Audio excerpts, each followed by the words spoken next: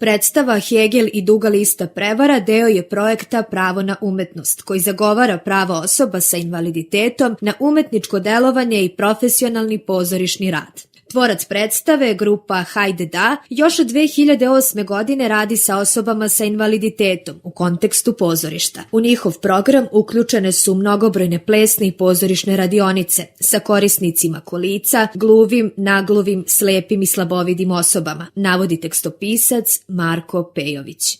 Mi smo pokušali tim nizom različitih radionica, odnosno prevashodno pozorišnih i plesnih, mislim na savremeni ples kao formu umetničke igre, pokušali da nekako probamo malo da otvorimo taj prostor i da ovom predstavom podignemo svest o tome da ako se pruže nekakvi minimalni odgovarajući uslovi, da talentovane osobe sa invaliditetom mogu da imaju potpuno svoje ravnopravno mesto u pozorišnom životu.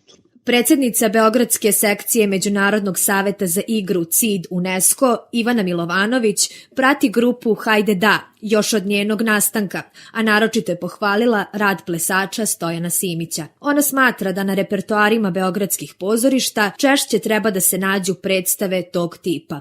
Ovu predstavu doživljavam na tom tragu kao dokaz velikih napora koje Boris i Marko ulažu sa svojim saradnicima da na pozorišnu scenu izvedu ljude kao što su Stojan, koji ne čuje, koji ne govori, ali ja pratim razvoj Stojanova od samog početka i mislim da je on zaista prvi profesionalni savremeni igrač u Srbiji koji se potpuno kreće scenom kao i svi oni drugi koji čuju, vide i govore. Ako se neko određeno telo ne uklapa u standardnu sliku, proglašava se neadekvatni. Telo osobe sa invaliditetom kao da u startu podrazumeva manjak određenih sposobnosti, stoga se unapred te sposobnosti pripisuju toj osobi. Upravo suprotno pokazali su umetnici Nenad Galić i Stojan Simić. Osobama sa posebnim potrebama nije omogućeno obrazovanje u umetničkim školama i fakultetima. Samim tim, ova predstava jeste rezultat ogromnog napora, čije je svrha skretanje pažnje na osporavanje umetničkog angažmana.